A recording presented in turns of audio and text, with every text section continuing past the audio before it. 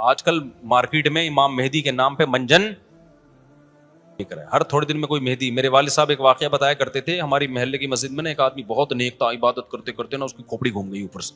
بعض لوگ بہت زیادہ عبادت کرتے ہیں، دماغ خشک ہو جاتا ہے، خوراک ہوتی نہیں ہے، ہنسی مزاح کی کوئی بات ہی نہیں ہوتی، تو اوپر سے سیٹنگ کیا ہو جاتی ہے، آؤٹ.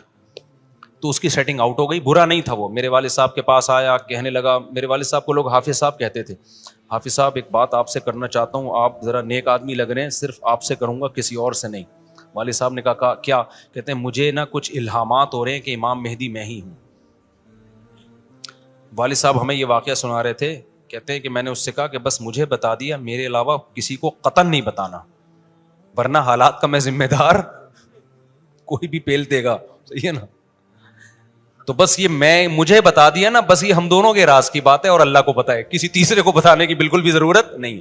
پھر والد صاحب نے اس کو بولا بھائی تو تھوڑا سا وظائف نا کم کر دے، تھوڑا سا نارمل لائف میں آ جائے، انسان کا بچہ بن جا، تیری کھوپڑی کیا ہو رہی ہے سیٹنگ اپ. تو بہت سے امام مہدی اس چکر میں بنے ہیں، ہوتے نہیں ہیں.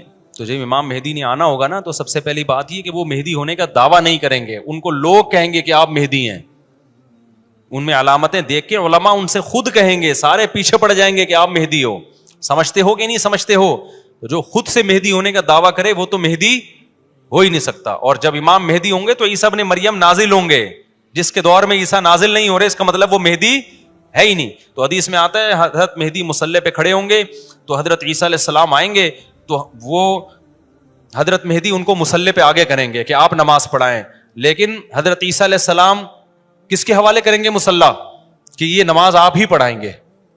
کیوں؟ مجھے اللہ نے نماز پڑھانے کے لیے نہیں، مجھے کس کے لیے بھیجا ہے؟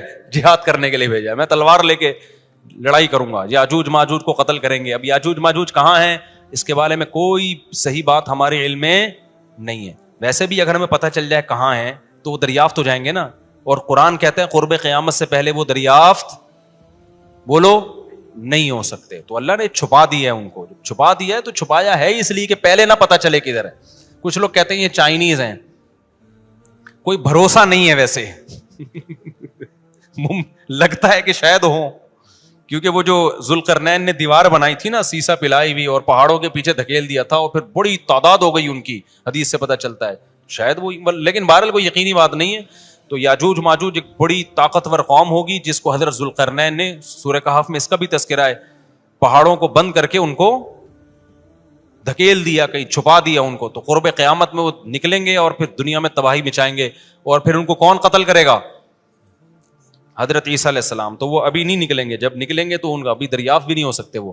باقی وہ کچھ کہتے ہیں مریخ میں ہیں، کچھ کہتے ہیں کہاں ہیں، ہمیں نہیں پتہ کہاں ہیں. بہرحال بظاہر تو لگتا ہے زمین میں ہی ہے، کیونکہ ذوالقرنین جو گئے تھے مشرق اور مغرب، شمال جنوب کا انہوں نے سفر کیا، اسی زمین میں کیا تھا سفر. تو واللہ اعلم. ہمیں بس اجمالی طور پر ان چیزوں پہ ایمان لانا ضروری ہے. ان کی ڈیٹیل ہمیں بتائی نہیں گئی ہے تو ہمیں ڈیٹیل میں جانے کی اجازت نہیں. باقی قیاس آرائیاں ہوتی ہیں، صحیح بھی ہو سکتی ہیں، غلط بھی ہو سکتی ہیں.